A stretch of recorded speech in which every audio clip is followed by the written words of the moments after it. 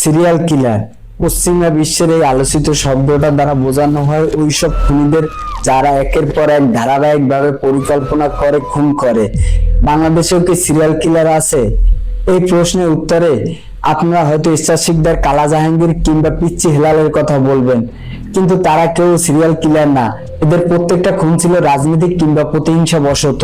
কিন্তু বাংলাদেশেও দুর্ধর্ষ একটা সিরিয়াল কিলার জন্ম হয়েছিল। এই সিরিয়াল কিলারের ইচ্ছা ছিল 101টা মেয়েকে ধর্ষণ এবং খুন করা। এমনকি এই 101টা খুনে সফল হওয়ার পর সিলেটে একটা মাজারে গিয়ে মুরিদ হওয়া। সে ইতিমধ্যে 11টি খুন এবং ধর্ষণে সফল হয়েছিল।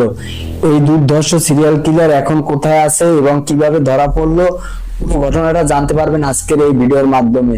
তো কথা না বাড়িয়ে মূল ভিডিওতে চলে যাই। চাঁদপুর কাছারি মসজিদ। এক রাতেই এই মসজিদের 11টি ফ্যান চুরি হয়। চোররা যখন ফিরছিল তাদেরকে দেখে ফেলে নৈশ প্রহরী। চোররা ধরা পড়ার পর কেউ কোন অক্ষরেই জানতে পারেনি এই চোরদের মধ্যেই আছে একজন দুর্ধর্ষ সিরিয়াল কিলার।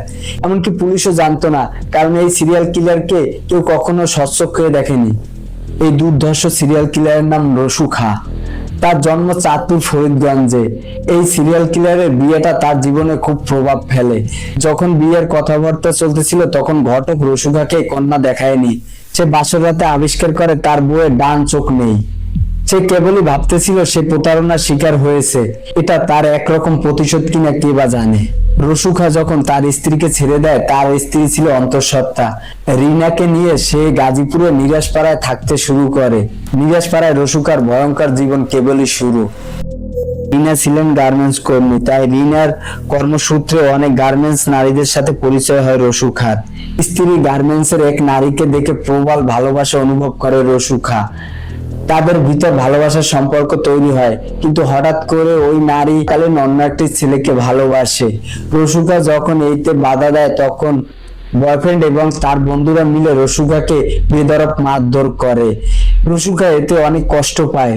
ভালোবাসার পরিবর্তে আঘাতটা সইতে পারে না রসু খাঁ। সে একটা ভয়ঙ্কর প্ল্যান শুরু করে যে 101টা মেয়েকে খুন করবে। খুনের আগে সে সেই মেয়েগুলোকে ধর্ষণ করবে। কি দুর্ধর্ষ প্ল্যান তার! এভাবেই জন্ম হয় বাংলাদেশের প্রথম সিরিয়াল কিলার। 2007 সাল থেকে 2009 সাল পর্যন্ত ফরিদগঞ্জ থানার পুলিশ 6টি অজ্ঞাতনামা নারীর লাশ পায়। প্রত্যেকটা মরদেহই ছিল নিম্নবিত্ত গার্মেন্টস কর্মী, তাই এতটা হইচই হয়নি। পুলিশ আরো জানতে পারে এই নারীগুলোকে হত্যা করার আগে একাধিকবার ধর্ষণ করা হয়েছে এবং তারপর খুন করা হয়েছে। 2009 জুলাই মাসে ফরিদগঞ্জ থানার পুলিশেরা পারভিন নামের এক মরদেহ উদ্ধার করে। পুলিশের কাছে একটা ফোন কল আসে। যে ফোন দেয় সে পুলিশকে গোপন তথ্য। পুলিশ আসামি খুঁজতে শুরু করে। পুলিশ আসামি খুঁজতে গিয়ে দেখতে পায় যাদের নাম বলা হয়েছে সেটা আসলে ভুয়া। পুলিশ সন্দেহ করে যে অজ্ঞাতনামা ব্যক্তি ফোন দিয়েছে সেই হয়তো খুনের সাথে জড়িত, কারণ যে সিম থেকে ফোন দিয়েছে সেটা এখন বন্ধ।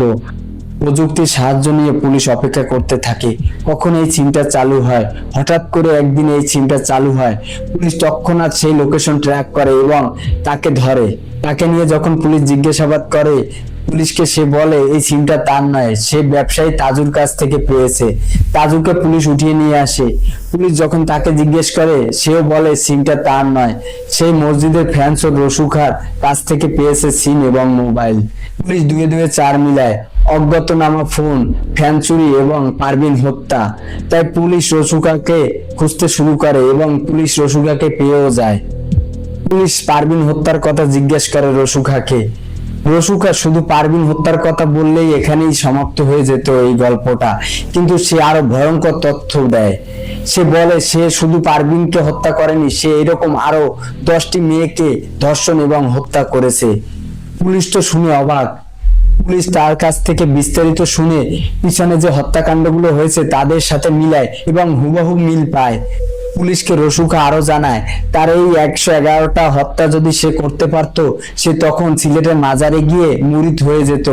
আসলে সে কতটা বিকৃত মস্তিষ্কের মানুষ ছিল একবার ভেবে দেখুন। এত জঘন্য পাপ করার পর সে নাকি মাজারে মুরিদ হবে। পুলিশ তাকে আদালতে প্রেরণ করে। আদালতের একটা মামলায় তার ফাঁসি এবং 50,000 টাকা জরিমানা হয় এবং অন্য মামলাগুলো এখনো চলমান। সে এখনো কিন্তু বেঁচে আছে। আপনারা ভিডিওতে দেখতে পাচ্ছেন তার এখনকার অবস্থা এই রকম। ভিডিওটা কেমন লাগলো, আপনার মূল্যবান মন্তব্য কমেন্টে জানাবেন।